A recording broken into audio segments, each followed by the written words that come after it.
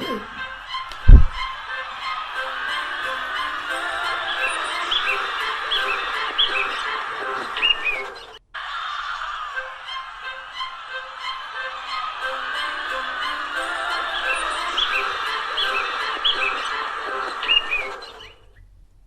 ne vous ferai pas l'affront de vous présenter le Cyrano de Bergerac d'Edmond Rostand. Pièce du répertoire français certainement la plus jouée en France et assurément la plus populaire. On ne compte plus les adaptations tant au théâtre qu'au cinéma, en littérature, à la télévision, à l'opéra et même en bande dessinée.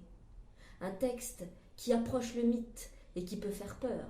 5 actes, une cinquantaine de personnages, il y a de quoi rebuter les plus téméraires. Ce n'est pas le cas de la compagnie Les Pieds Nus, qui nous présente au Funambule Théâtre une version raccourcie portée par 3 comédiennes. Pour en débattre autour de moi, Yann, du blog Le Galopin, Hélène, alias Le Quatrième Mur, et Christine, du blog Théâtre Côté Cœur.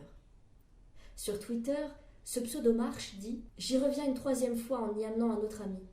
L'ambiance ne me lasse pas, l'accord des musiques liées à ces jeux de lumière sur le tournoiement des rôles et des masques est un ravissement. Hélène, es-tu d'accord ?» Totalement. Et pourtant, c'était pas gagné parce que Cyrano est une de mes pièces favorites. Et je me disais, effectivement, 50 personnages, 3 acteurs, il doit y avoir des coupures, il doit y avoir des tas de choses. Alors effectivement, il y a des coupures, il y a des raccourcis, on va dire, mais ça se tient admirablement bien et c'est absolument fabuleux. Moi, j'ai été totalement emballée. J'ai trouvé qu'il y avait d'abord une vélocité, une inventivité incroyable.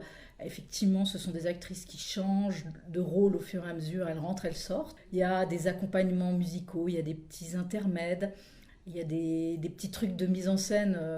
Je pense notamment au duel, j'ai trouvé ça formidable. Je ne vais pas dévoiler du tout ce qui se passe, mais j'ai dit, mais c'est absolument génial. Alors même si au début, j'ai été un petit peu désarçonnée, parce que effectivement la première scène de Cyrano, pour ceux qui connaissent bien la pièce, c'est chez Ragueneau, et effectivement il y a tout un tas d'interjections et de dialogues qui fait qu'on ne sait pas très bien qui dit quoi et dans quel sens.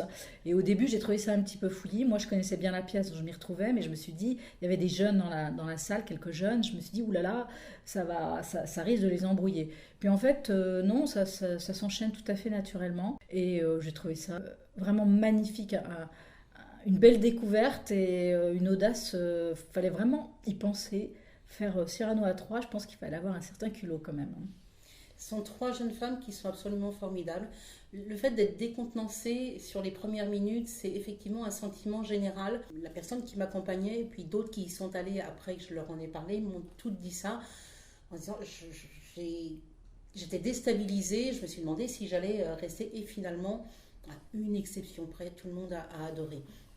Moi, ce que j'ai beaucoup aimé, c'est effectivement toute cette inventivité, cette créativité. On retrouve le texte écourté, bien évidemment, mais il y a aussi un esprit qui nous renvoie à un théâtre de plateau avec un décor qui est extrêmement épuré. Il y a 3 fois rien. On a l'impression d'être dans la salle où Cyrano s'est joué, avec sur le devant des boîtes avec des bougies, donc un éclairage qui est très épuré, des lampions qui descendent du plafond. C'est très beau. C'est magnifique, il n'y a vraiment pas grand-chose. Et puis il y a ces masques qui sont portés par les personnages. On n'est pas dans de la commedia dell'arte, on s'en rapproche, mais ce ne sont pas les masques de la commedia dell'arte. Elle les échange, ce qui fait qu'un personnage peut passer de l'une à l'autre, et pourtant ce n'est absolument pas perturbant. Au contraire, chacune apporte sa personnalité, sa sensibilité, y compris à Cyrano, elle le porte toutes les 3 à tour de rôle. Et on n'est pas perdu, on suit l'évolution du personnage avec des moments différents et des sensibilités différentes, mais c'est vivant, ça bouge. Il y a une bande originale, une bande son qui est aussi assez extraordinaire parce qu'elle joue à la fois sur des accents pop-rock et sur des choses classiques. On est dans quelque chose de complètement intemporel.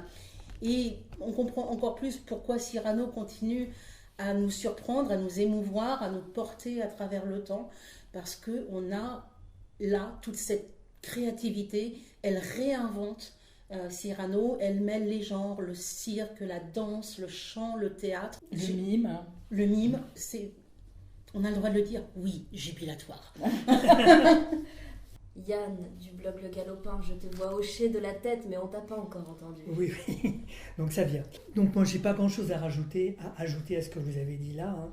C'est un spectacle qui m'a beaucoup plu. Ah, effectivement, tu as parlé de théâtre de plateau. J'irais même presque jusqu'à dire du théâtre de tréteau. Parce que bon, toutes ces bougies qui nous ramènent un peu à peut-être au Cyrano lorsqu'il a été créé à l'époque, puisqu'on voit ça aussi dans un film récent. J'ai les masques, l'échange de rôles qui ne sont pas du tout perturbants. Et puis, il y a toujours la beauté du texte d'Edmond Rostand, où on retrouve tous les morceaux de bravoure et cette fin de Cyrano qui, moi, me bouleverse à chaque fois. Ouais. Oui. Mais moi aussi, j'étais presque de ma petite larme, hein, encore une fois.